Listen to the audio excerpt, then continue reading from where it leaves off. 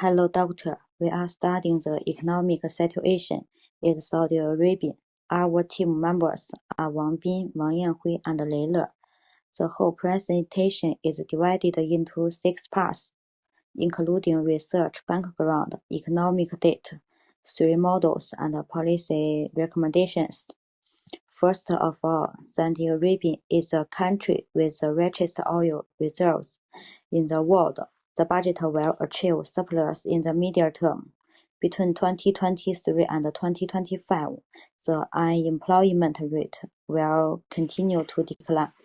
The female labor force participation rate will continue to increase, and attractive activities will be carried out in the tourism and hotel industry, entertainment, and related industries, green initiatives, and mining industry.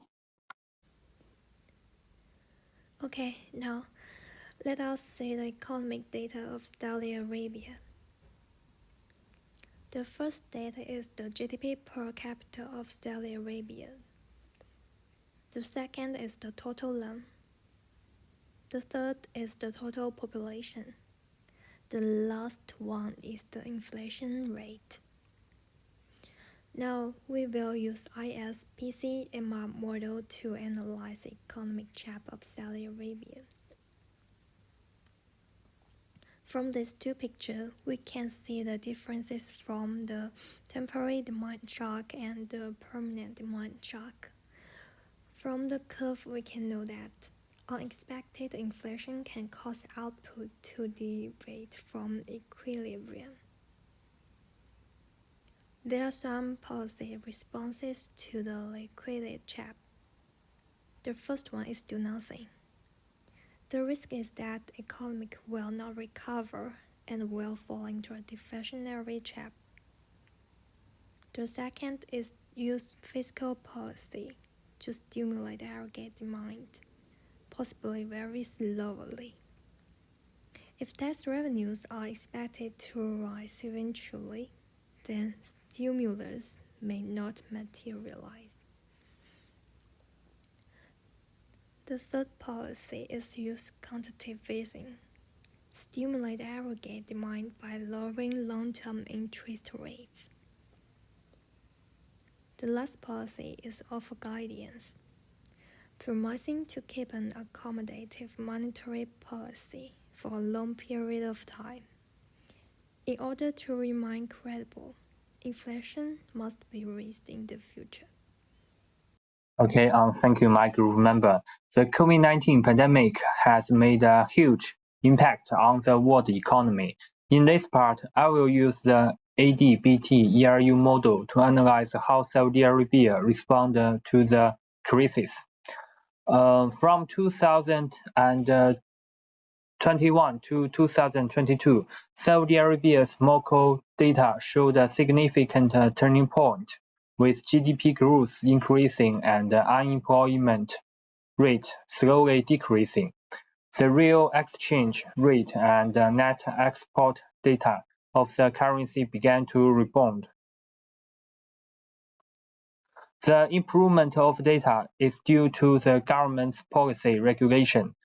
During the pandemic, the government launched 4 important policies. They control oil price by reducing production, leave some jobs to their citizens. The transfer of social services such as health care and education to the private sector. Through economic transformation, has led to the expansion of a private sector.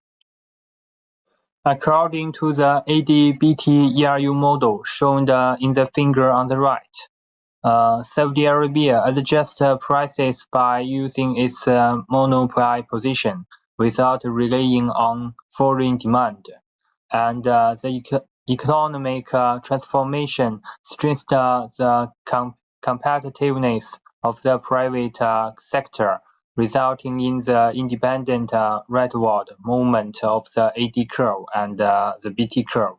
In other words, because Saudi Arabia's exports have become more attractive, the internal and external balance is compatible with a stronger real exchange rate from Q to Q hat.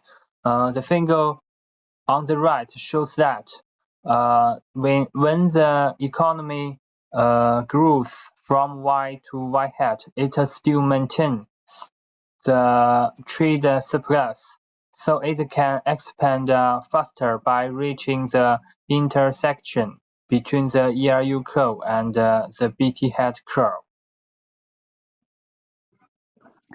The WSPS model shows that the structural factors that affect the free competition in the labor market are the fundamental cause of balanced unemployment. Therefore, Saudi Arabian companies are constrained and trade union members can refuse to work for the current wage quotation, and the company is forced to reduce production and raise the actual wage.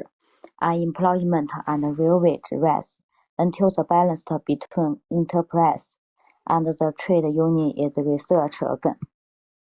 We can use the WSPS model to analyze the impact of wage cost increase on the unemployment rate. The WSPS model is considered to be a useful tool for analyzing employment policies, and we can draw some economic and political suggestions to reduce the unemployment rate. For example, in order to reduce the impact of the epidemic on employment, Saudi Arabia has adopted a series of educational policies or professional training policies. These policies should first aim at improving the employability of workers engaged in occupations no longer needed in the labor market, and training activities should focus on qualifications lacking in the labor market. Through these models, we have 3 suggestions for the economy. First, Saudi Arabia is still highly dependent on oil. They need to continue to reduce this dependence. Second, Saudi Arabia needs to carry out cleaning energy reform. The last is to continue economic transformation, promote the development of the private sector. This is all our presentation. Thank you for listening.